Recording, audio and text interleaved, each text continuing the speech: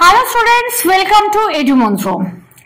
সামনে তোমাদের WBCS এর মেন্স পরীক্ষা। নিশ্চয়ই সবাই খুব মন দিয়ে পড়াশোনা করছো এবং এই মেন্স পরীক্ষা দেওয়ার সময় কয়েকটা জিনিস খেয়াল রাখতে হবে। যে 5টা বিষয় আছে সেই 5টা বিষয়ের উপর বিভিন্ন বিষয় নিয়ে তোমরা কি করে লিখতে হবে বা কেমন ভাবে সেই বিষয়ে বিভিন্ন ভিডিওতে আলোচনা হয়েছে, সেগুলো একটু দেখে নাও।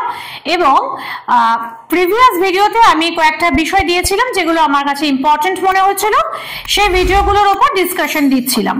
তো আজকেও সেরকমই একটা ডিসকাশন নিয়ে আমাদের এই ক্লাসটা। তবে তার আগে বলে রাখি, আমাদের মেন্সের ল্যাঙ্গুয়েজ গ্রুপে ল্যাঙ্গুয়েজ পেপারস গুলোর উপর ক্লাস শুরু হয়েছে। যারা 2024 এ পরীক্ষা দেবে ভাবছো, একদম ফ্রি অ্যাডমিশন আছে, অনলি ফর মান্থলি মানে ফিজে তোমরা পড়াশোনা করতে পারো এবং বেশ কিছু সুযোগ সুবিধা আছে। সেগুলোর জন্য তোমরা কন্ট্যাক্ট করে নাও। আমাদের কন্ট্যাক্ট নাম্বার দেওয়া রয়েছে স্ক্রিনের ওপরে, এই কন্ট্যাক্ট নাম্বারে তোমরা অবশ্যই যোগাযোগ করে নাও। এছাড়া WBCS যে বেঙ্গলি অপশনালেরও ক্লাস শুরু হয়েছে।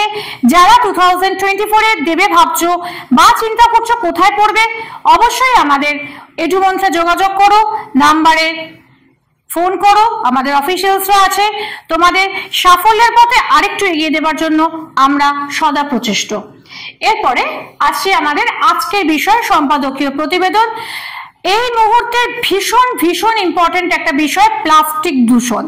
তোমরা তো নিশ্চয়ই জানো যে প্লাস্টিক নিয়ে সারা পৃথিবীতে প্রচন্ড পরিমাণে একটা মানে আন্দোলন চলছে যে প্লাস্টিককে বন্ধ করে দেওয়া হোক এবং এই প্লাস্টিকে কি কি ক্ষতি হতে পারে তার উপরে।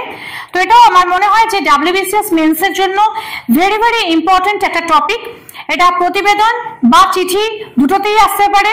যেহেতু প্রতিবেদনে 200টা ওয়ার্ড লিমিট আছে, সেজন্য আমি প্রতিবেদনের আকারে এই বিষয়টা নিয়ে এসেছি। যদি চিঠি করতে হয়, এখান থেকে ইম্পর্টেন্ট জায়গাগুলো বেছে নিয়ে তোমরা সেটাকে সম্পাদকীয় পত্রের আকারও দিতে পারো।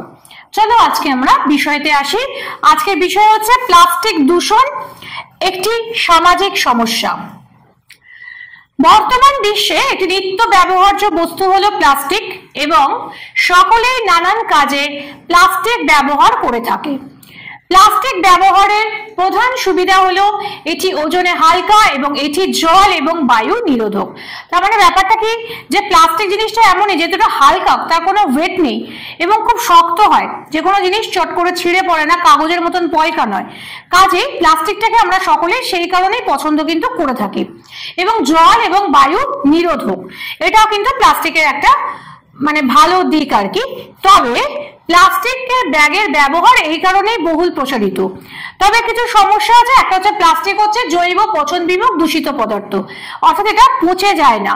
অর্থাৎ যেভাবে এটা মাটিতে বা জলে থাকে ঠিক সেভাবেই থেকে যায়, এটা কোনো অবস্থাতেই পচতে পারে না। স্বভাবতই তার জন্য কি হচ্ছে যে প্লাস্টিক জল এবং মৃত্তিকা দূষণের অন্যতম কারণ। পরিত্যক্ত প্লাস্টিক সমুদ্র দূষণ ঘটাচ্ছে। বিভিন্নভাবে মানব শরীরে প্লাস্টিক চূর্ণ নানান ধরনের রোগ সৃষ্টি করছে, যেমন থাইরয়েডের সমস্যা, বন্ধ্যাত্ব, ডায়াবেটিস, হার্টের সমস্যা প্রভৃতি। এগুলো খুব কমন এখন ম্যাটার। থাইরয়েড, বন্ধ্যাত্ব মানে প্রেগনেন্সি না আসা, এবং বিভিন্ন রকমের ডায়াবেটিস। তো এখন মানে ভারতবর্ষে প্রচন্ড পরিমাণে প্রতি 10 জনের মধ্যে প্রায় 8 জন কি 7 জনেরই ডায়াবেটিস আছে। এর কারণ কিন্তু প্লাস্টিক চূর্ণ। আমরা যে খাবারটা খাচ্ছি প্লাস্টিকটা, সেখানে তার মধ্যে প্লাস্টিকের ছোট ছোট অণুগুলো আমাদের শরীরে ঢুকে যাচ্ছে এবং সেখান থেকে সমস্যা আসছে। অতএব এটা কিন্তু প্লাস্টিকের কিন্তু একটা ভয়ঙ্কর সমস্যা এবং যার জন্য এই ধরনের সমস্যাগুলো আসছে।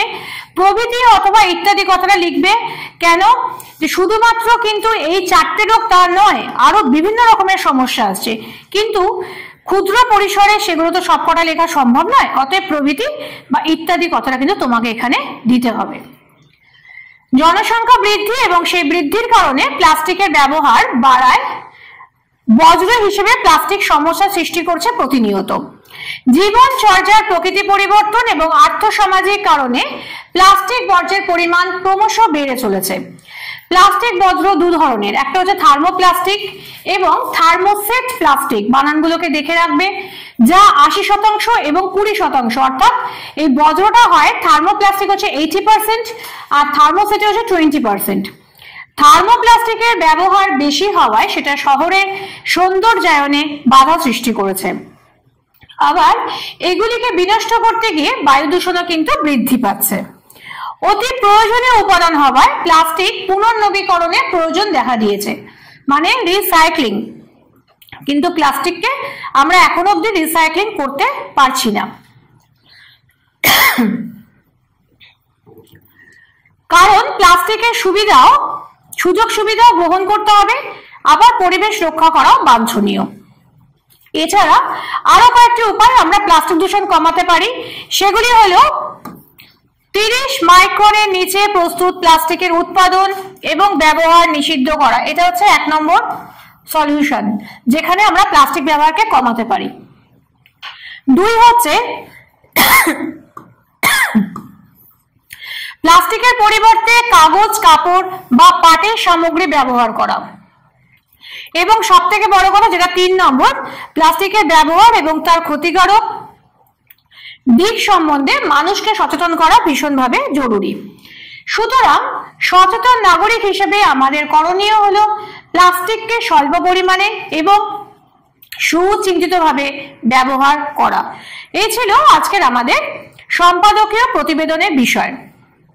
আমার ভিডিও ভালো লাগলে অবশ্যই লাইক করো, বন্ধুদের মাঝখানে শেয়ার করো যারা একসাথে পড়াশোনা করছো এবং আরো যারা পড়াশোনা করতে চাইছো, এবং তার সঙ্গে কমেন্ট করো। যে কোনো সমস্যা থাকলে, যে কোনো প্রশ্ন থাকলে অবশ্যই কমেন্ট করে জানাও, আমি চেষ্টা করব যথাযথভাবে উত্তর দেবার।